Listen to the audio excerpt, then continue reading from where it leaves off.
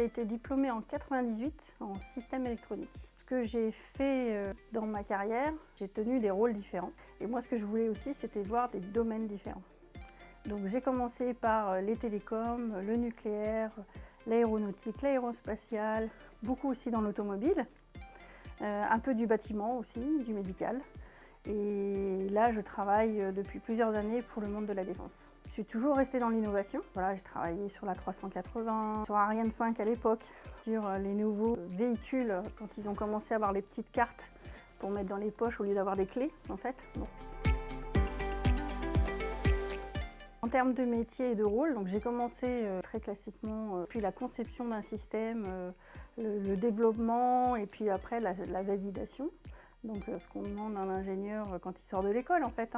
Et puis très vite, de par mon caractère, j'ai encadré des collaborateurs. Quand ils arrivent sur un projet, qu'ils puissent très rapidement monter en compétence sur ce qui leur manquait, de façon à être plus efficient plus rapidement. Et puis par mon contact, très vite j'ai aussi développé du chiffre d'affaires. Donc je me suis retrouvée un pied dans le commerce et un pied évidemment dans la technique.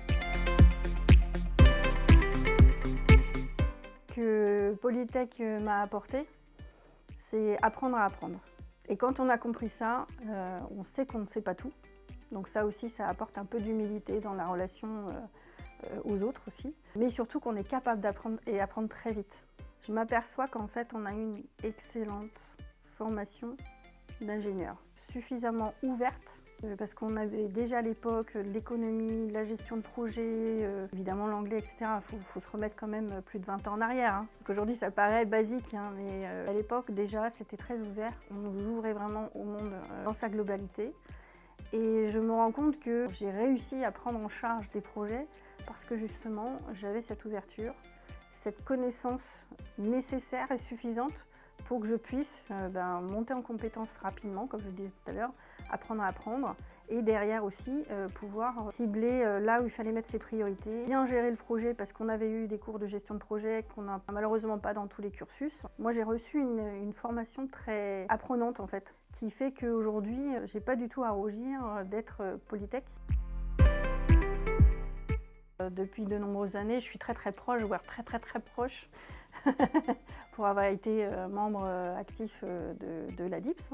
Et pour moi, en fait, c'est assez essentiel, parce que je suis quelqu'un qui aime développer son réseau, parce qu'il y a des parcours très riches qu'on n'imagine même pas.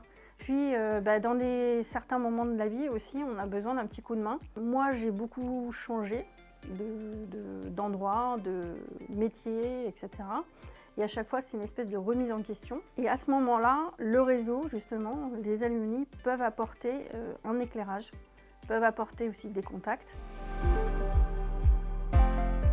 Il y a encore 20 ans, il fallait être 2 fois meilleur qu'un homme, plus performant, plus pertinent qu'un homme pour être juste écouté.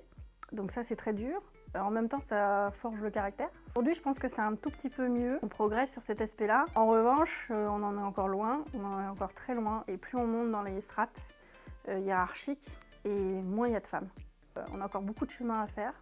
En revanche, si on a l'ambition, si on a l'énergie pour le faire, évidemment qu'il faut y aller. Évidemment que nous apportons, nous les femmes, beaucoup dans les réflexions, les choix technologiques ou les idées novatrices. C'est cette mixité de compétences, cette mixité homme-femme qui est importante justement pour que cette émulsion soit la plus productive possible. Donc on en est encore loin, soyons fortes, on a toute notre place. 2 pièges à éviter. Le premier, c'est de ne pas croire qu'on n'a pas notre place, de ne pas croire en nous suffisamment. Parce qu'on se dit, voilà, il y a plein d'hommes autour de nous en tant que femmes. J'ai beau avoir un certain nombre de compétences, des diplômes équivalents, c'est de croire qu'on n'a pas une voix à donner et une voix à défendre aussi. Le deuxième piège, là c'est sur la relation homme-femme dans une équipe, ou hiérarchique, mais peu importe. C'est dans la relation, il faut savoir s'imposer et poser ses limites. Poser un mode de fonctionnement, ne pas en déroger.